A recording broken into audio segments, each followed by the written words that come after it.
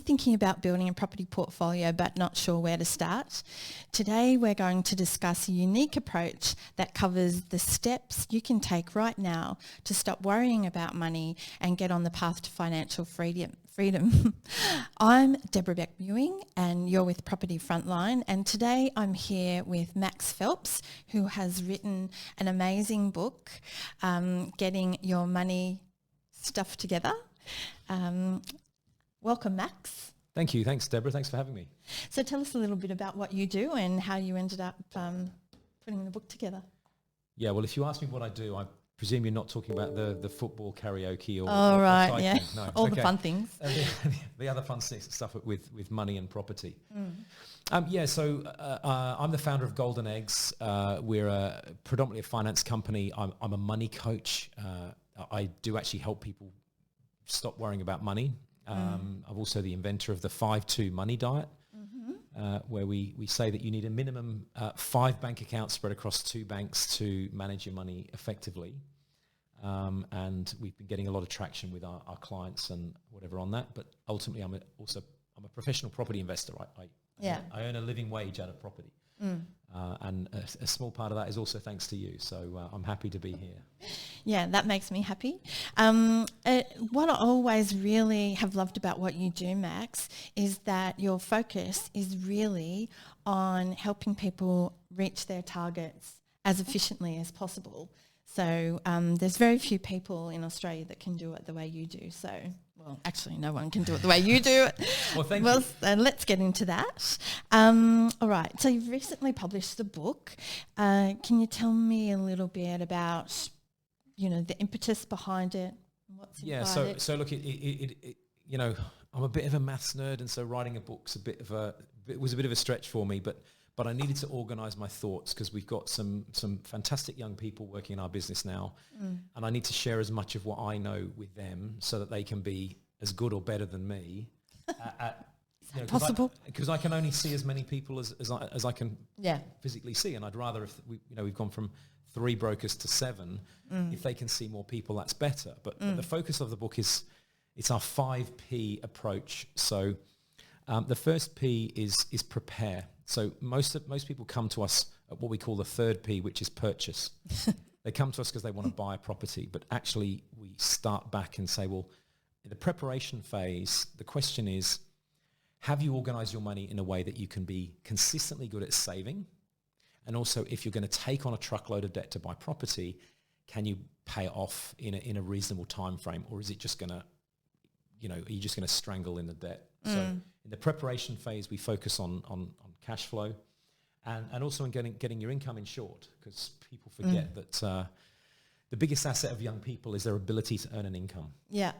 And that ability can be taken away by illness or injury, which is horrible. And if that's not protected, then that's a problem. The second P is the plan.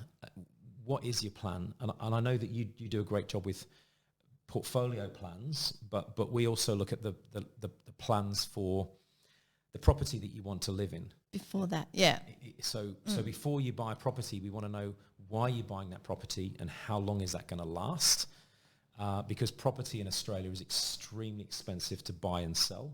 So rather than going through all 5 life stages, buying and selling at each stage, we'd much rather people buy it maybe 2 stages on the way and not sell anything if at all possible. So that's the planning stage. And also in the planning stage, we do look at things like borrowing capacity and how much people can afford, so that then they can go on and purchase, which is stage 3 for us. And that's when we recommend that we use a buyer's agent. You know that I use a buyer's agent because you've helped me. That's right. And plenty of my clients too, which is fantastic. But purchasing is also about buying your first property, getting organised to buy your second. Do you sell your first when you buy your second? Or Ideally not. Ideally not. But there's a lot of complex decisions. Yeah, there is. And of course, the market is always sort of changing and the opportunities arise. But anyway, sorry. And also because we often meet people that didn't have a plan. Oh, yeah. And so if you buy without the plan, and now you're in a property that you bought without a plan, and now you realise it doesn't meet your needs, what do you have fix to do? it. Yeah. So we've got some nifty tools to help people calculate what's possible. The fourth stage for us is building a portfolio, which is where we get your help more than anything. And that's when we look at things like how to structure a portfolio so that you don't just have 3 houses in one street and think that you've got a property portfolio, because that's crazy town. Eggs in one basket kind of scenario. Unless you've just bought the one property and you've built all those. But anyway. Yeah, that's exactly right. But people, if you're going to, there's a lot of ways to add value and to make money in property. Yes. But just buying 3 random properties in the same suburb is not building a property portfolio. I've heard, and I've actually met a person who bought 5 properties in Cairns in the one street. Yeah. With a view to knocking them down and developing them? No, they were new. Okay. All right, keep going. Yeah, unfortunately, we do hear lots of stories like that, and it's not funny for the people that after the fact. But at the same time, you've either got to laugh or cry sometimes. It's some of the things that people do, and we can't get to where we are without having made some really horrendous stuff ups ourselves. Yeah. So we go, oh yeah, I remember doing something as silly as that once upon a time. Yeah. Perhaps not quite that silly, or perhaps a bit sillier. Yeah. But that's part of the fun and games. And then the 5th step for us, with the portfolio, we also talk about risk management. So the more properties you own, the bigger the risk that you carry. And so it's about mitigating those risks and de-risking the portfolio as much as possible. But step 5 is pay it all down. Nobody wants debt. We want properties. We want the income from the properties. We want the capital growth from the properties. We want a nice home to live in. Yeah. But can we please make the debt go away? Yeah. Never to return. Yeah. And then that raises questions. If you are, for those people that are successful, if you hit the point where you can retire and you don't have to work if you don't want to, it's, well, what actually do you do? What do you do after that? What is it? Do you get into hobbies? Do you just stop and sit in front of the sofa, or do you find other more interesting things to do? And then you can focus more on, once you've sorted yourself out, on helping other people, on giving to charities and doing more volunteer work, and paying it back to the next generation. And what do you want to leave behind for your kids as well? Well, I think that's a really pivotal question, because the way I believe portfolios should be constructed is that they should be an eternal asset. That the finance isn't, or our markets don't seem to be geared towards doing that for people. And that's something that I really like about your focus, is that it really is to create that eternal income. Yeah, so I tend to think longer term than most. So I like to say to people, I think of everything over a 30-year time horizon, when most people are thinking sort of 1 to 2.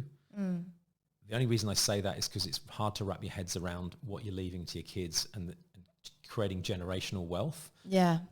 Which is actually really where I focus. But at least if we can sort our own selves out, and then it gives us the potential to then create generational wealth that will help our children and grandchildren and other generations that follow us if we... Yeah, because you really help a lot of people as they start their journey, don't you? So we have to bring it back to again, what we do in the beginning is that if you can't manage the money coming in and going out now, then getting into a lot of debt is a bad idea. And it's a real hamster wheel, isn't it? Yeah, and I've been on this hamster wheel. I spent 11 years earning money, spending money, earning money, spending money, and you think the answer is a pay rise, or earning more money, or getting a side hustle, or buying properties to earn more money. And it's not, because if you're in the habit of earning and spending, then earning more just means you spend more. Yeah. And one thing that I often hear in property circles is people say, I want to replace my income with passive income. And I say, that's impossible. And they go, no, it's not. I'm earning $100,000. If I get my passive income to $100,000, then I've replaced my income with passive income. I say, no, you haven't. You have an income of $100,000 and then you start earning passive income. How much are you earning now? 110. Keep going. Get it all the way up to 100,000. Now you're earning $200,000. How can you replace $200,000 with passive income? Because if you've got in the habit of living on that higher income, now you've got a much, much bigger goal. Yeah, I see where you're coming from. Yeah. So I'd much rather take it back and say, well let's control our expenses, and then let's cover our expensive with passive income. So if we can cover our living costs with passive income and control our living costs, then we're out of the rat race and we don't need to. Yeah, and it's really that that sort of it's kind of under the hood type of thing, where you're talking about managing expenses, because I think about how I did it, and subconsciously that's what we did. But what you're doing is putting it all out there, so it's steps that people can follow. Yeah, and I mean, you know, without going into too much detail on the 5-2 money diet, the principle is that you have different bank accounts with different banks, so that one bank is your spending bank, and that's your variable expenses. So there's some expenses are fixed, like rent and electric and phones and that sort of thing, and then there's lots of expenses that are variable, which is how much we spend on our groceries and how much we spend on our coffees and lunches and teas. If we control the variable by using a different bank with different bank accounts, then we know that when we spent our money, it's finished. And you have to stop. We have to stop. And that's good. Sometimes being told to stop spending is a good thing, but we're grown-ups. We need to tell ourselves when to stop. Yeah. And that means we need to set our own limits on what we think is acceptable. Yeah. As opposed to just giving ourselves access to all of our income, spending all of our income, and then thinking that earning more money is the answer, and sadly it's not. Yeah, really good point. Okay, so in relation to building a property portfolio though, because, you know, that's what we do, how do you help people actually build their portfolios? Yeah, so there's a number of things that we do, but the first thing is often it's just opening their eyes that it's possible. You know, I grew up in a family of 9 kids. We didn't have any money. No one was investors in our household. Nobody, you know, I was told, never a lender or borrow a bee. Really? Yep, that's what I got told by my grandfather. Right. And because he tried investing in property and it hadn't worked. Oh, yeah. So therefore, because it hadn't worked, therefore don't do it, and it's a bad idea. Wow, imagine what he could have done if he had have known what you know now. But the other thing is that we don't realise how important time is in a property portfolio. And one of the biggest regrets I have for my family is that my mum was an only child. She got left a house that her parents lived in. Yeah. This was in the UK, and in the UK they have inheritance tax, and inheritance tax over there is about 40%. Oh my God. And so that means that if you've inherited something and you've got a 40% tax to pay, you can't just own it and that's how it is. So she thought the only way to pay the 40% tax was to sell the property. In fact, what she could have done is borrowed the money to pay the tax bill and then used the rental income to cover the mortgage that she just acquired. And then that property that they sold for £17,000 in 1972 is now worth about just under £1 million, which is about a couple of $1 million. And, wow. And they sold it for the sake of paying taxes on $5,000 worth of taxes, basically. Yeah, these are the lessons our parents teach us, I guess. Yeah. So we don't want that to happen to our clients. So firstly, opening people's eyes to say it's possible, to how easy it is to hold property if you structure your finances in a way that let you live your life and have property going as a side business. And also buying the right type of property.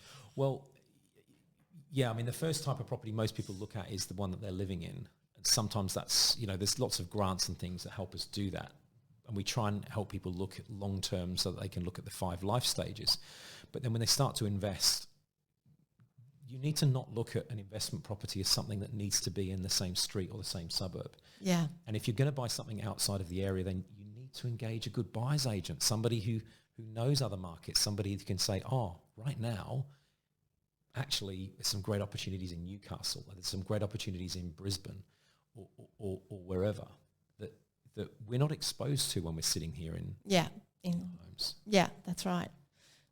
Okay. And so I know you're a very successful property investor yourself. What are some of the strategies you've used? I mean, we've only got like a few minutes, but I know you. Well, yeah, so every time. I've done buy and hold strategies, which for income producing properties that have been okay, but to be honest, I could have done much better than I did on some of those properties.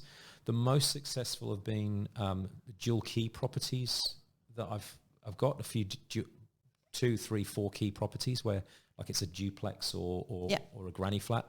I like those, but also, I mean, obviously, the deal that you did for me, that was a great one, which I'm just going to cover. Forgetting to tell people about that. Well, it's because, you know, I knew this strategy, which is I wanted to do a small development.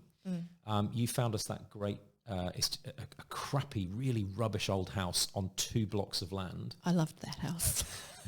I would have renovated it, but whatever. We knocked it down and got rid of it, and we subdivided. We built 2 houses. One's just finished. It's just went on the market yesterday. Oh, wow. So that's quite exciting. We've been looking Congratulations. at pictures of that. But such a good feeling. But in an area where a block of land was worth $340,000, we bought 2 blocks of land. It was advertised for $595, and I said yes, I want it, and you went and bought it for me for $560 anyway, because why not save me 30 grand on the way through? Yeah, which I appreciate. Thank you. That's all right. Anytime. And then put us in touch with builders that could help us, and then we were able to look at a whole bunch of builders, select the right builders, manage those costs really, really well, which is critically important. Yeah. But there's, even by keeping the properties, we can get $100,000 equity back out again.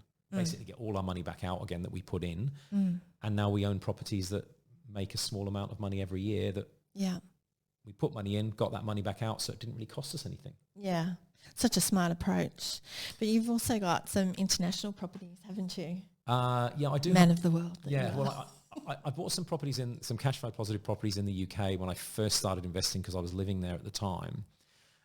They've not been that great because I focused on cash flow when I should have focused a bit on capital gain, because the rents go up in those areas where you get capital gain, and the rents, in 12 years I've had no rental growth in 2 of my properties. Yeah. But I did buy in America as well during the downturn, and they've been amazing. Yeah. Which downturn? 2008? 2000, yeah, the GFC. Yeah. So I bought just after the GFC.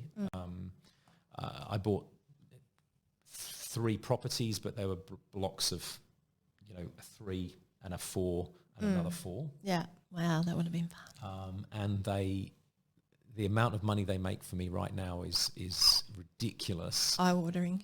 Yeah, and if I look at how much money I put in to begin with, it amounts to around about, I think, a 60% return. And so setting up my USA operation. If I look at what they're worth now, because their value's gone up tremendously, so the values have quadrupled in the time that I've owned them. So it means that they're down at sort of 10-15% return. Wow, that's fantastic. But yeah, they've been amazing. So do you have, along those lines, do you have any tips for people who are thinking about building an international portfolio? Yeah, first of all, it's really, really hard. A lot of countries don't let you buy properties in their countries. I had to set up a company in America to do that. And then you would have had to use cash, like you can't borrow. I couldn't borrow, because when I bought in the UK, I was working there, so I was able to borrow against my income in the UK. Yeah. So what I would suggest is if you are an expat living in another country, then consider buying while you're there. And then as long as the property can cover itself when you come back, you can keep that property. And for those of us, I love travel. So for those of us that love travel, having an income in a foreign country mitigates any risks of currency movement with the Aussie dollar. So if the Aussie dollar is really down and I want to travel overseas, I've got my US funds or my UK funds that I can use instead. Wow. So if you've got contacts in another country, either you're living there and you can buy and borrow, that's great. If you've got contacts in that country, great.